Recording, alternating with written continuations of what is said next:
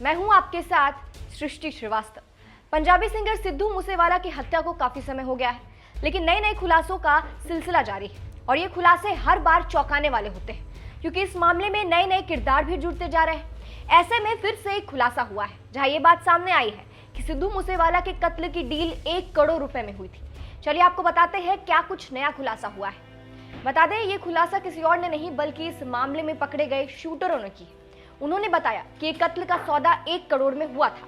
Punjab police ने जब इनसे पूछताछ की तो और भी कई खुलासे किए इन्होंने, जहां शूटरों ने बताया कि जितने भी शूटर इस हत्या में शामिल थे उन्हें 5-5 लाख रुपए दिए गए थे। बता दें, जिन शूटरों ने खुलासा किया है उनका नाम प्रियव्रत फौजी और कशिश है।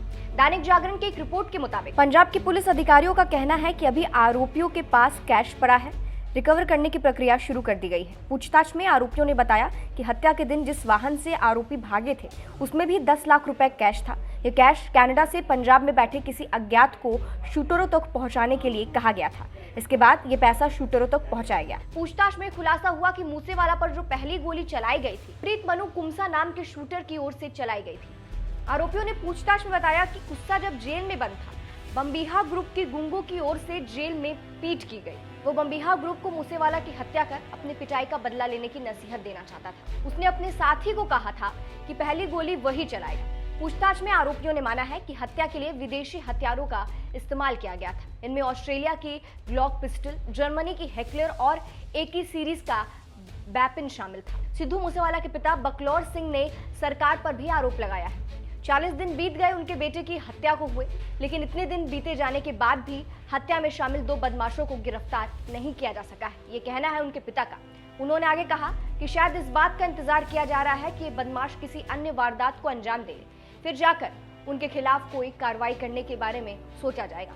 उन्होंने अपने बेटे की मौत के लिए कानून व्यवस्था को दोषी ठहराया। उन्होंने कहा कि हमारी बदकिस्मती है कि हम इस बुरे सिस्टम की चपेट में आ गए। वहीं उन्होंने लोगों को भी आगाह किया, जहां उन्होंने कहा इन बदमाशों से बचकर रहे, ये लोग आपको विदेश भेजने का लालच देंगे, लेकिन आप उनके जाल में मत फंसना। उन्होंने कहा किसी के लालच में आके दूसरों का घर मत उजारो, ऐसे बदमाशों को अपने घरों में छिपाने की जगह मत दो। उन्होंने कहा ये पापी मेरे घर के आसपास ही रहकर मेरे बेटे को मारने की साजिश रच रहे थे, लेकिन किसी ने मुझे इस बारे में नहीं बताया।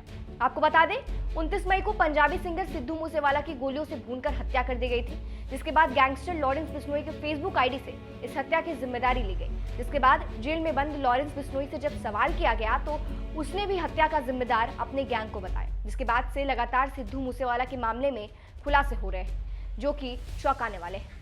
इससे रिलेटेड जो भी अपडेट आएंगे हमारा चैनल आपको बताएगा। नमस्कार।